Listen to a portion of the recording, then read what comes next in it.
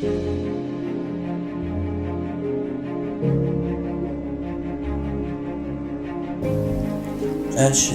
to ashes, dust to dust.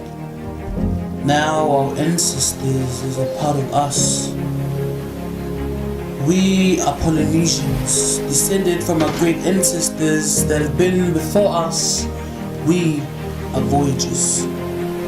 The oceans roar like the mighty lion of Judah, through its heritage of our ancestors that runs within our veins. God created the stars in the sky as a map for our ancestors to navigate the ocean. Myths and legends of our culture, the songs of the island, the beat of the Pacific, lies within our people, our mana, our pride. This is our people. This is our time. This is our story.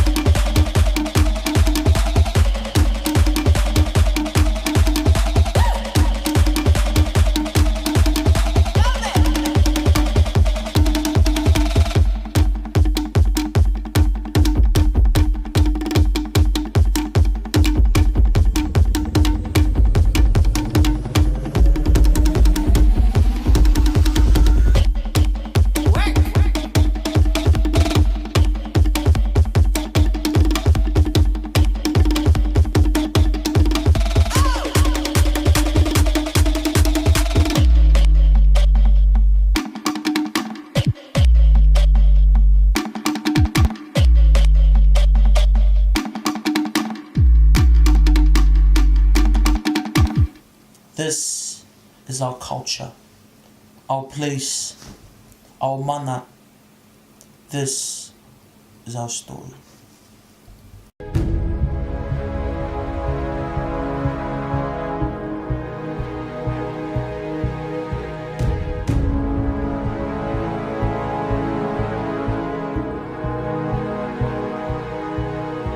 I distinctly remember waking up to the sounds of my father's voice in prayer when I was growing up.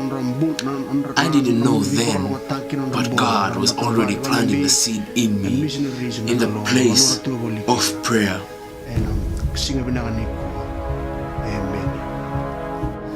As the eldest in the family, I carried a lot of responsibilities at a very young age.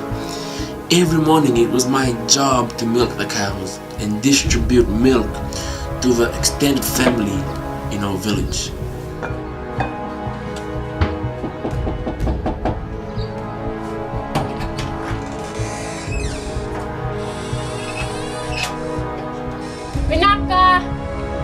Occasionally, if there was milk left over, I would sell it, but we would have to walk for 2 miles to the government residence in order to sell the fresh milk.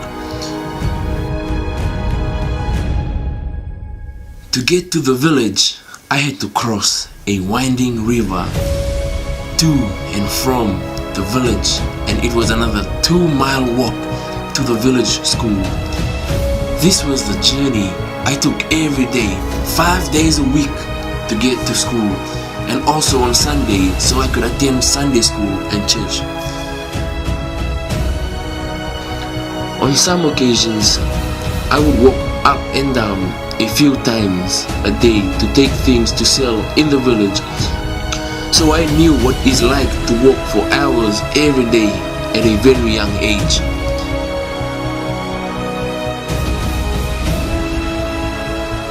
One day, while I was in school, I was told that my grandfather was in hospital.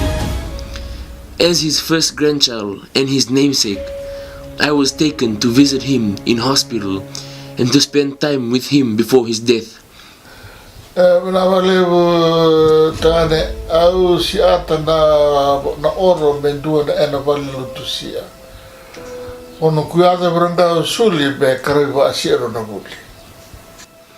Before my father died, he talked fondly about my grandfather and how much he cherished the words that he spoke on his deathbed. As a result of my father's promise to my grandfather, I was brought to the capital city of Suva to be educated when I was 8 years old. I remember crying the night before my father left to go back to the village, and I miss my brothers and my sister and my mother and how she nurtured and cared for me.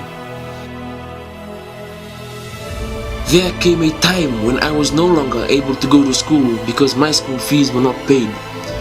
I was sent to my aunt's village where I learned to catch fish and sell the catch at the supermarket. Voltakika, voltakika, $5. Voltakika. Wani molinil, dono kambula na sende. Moli vinaka. Voltakika, $5. Moli vinaka rusa kambula na sende. Kemuni, saya pun naik kah? Iyo. Orang ni kira donai tui. Isa kemuni, may tablema na juice melamay. Oh ya, okay. O cinganu ko boli ko nagamit to pala ng ni juice. Okay. Naka. My father soon heard of what had become of his eldest son, and not long after this, he boarded the boat to Suva to look for me. He arrived at my aunt's village. Not long after, I was back on the boat, heading to Navave village in Bua with my father. When I returned to the village, I realized my father had already built the village church, as my grandfather had requested. I spent 3 more years in the village before I left again for secondary school education. I remember the day I gave my heart to Jesus so well. The gospel came alive to me that night, and the evangelist delivered an altar call. This was the beginning of my journey with God. I experienced a strong desire to be a soul winner and to lead someone to Christ. I continued to pray for boldness and to seek God's help. I boarded a bus and an Indian brother sat next to me. As I opened my mouth and started to share, I was amazed that he listened and he responded by agreeing to say the salvation prayer with me on the bus before I got off. It was in 1978 when the bus I was traveling in reached the corner of Kings Road and Khalsa Road, where I led my first soul to the Lord. It was a prophetic act, and I did not know that 20 years later we would be constructing a church at the very same spot. The desire in my heart to lead souls to the Lord continued to grow stronger each day. Dust to dust, earth to earth. The sound of my voice echoed through the sugarcane fields as we threw hands full of freshly dug soil over the small coffin of our baby boy. When I returned to the house and entered my room, I saw the empty cot and the baby's things that we had carefully put together. I remembered how the Lord had answered all our prayers concerning this child. I dropped onto the floor and cried out to God. I cried so much that day, overwhelmed by the grief of losing our son. While I was in this state, I cried out to God and asked Him if there was a lesson He wanted to teach me through the death of my son. His voice was very clear. Son, I understand the hurt and the pain. I understand the grief you're experiencing right now. because you were expecting a son and now you have received a dead child. Just as how you are grieving for your dead son, that is how I also feel, because I also have a lot of dead sons. I have provided everything for my children.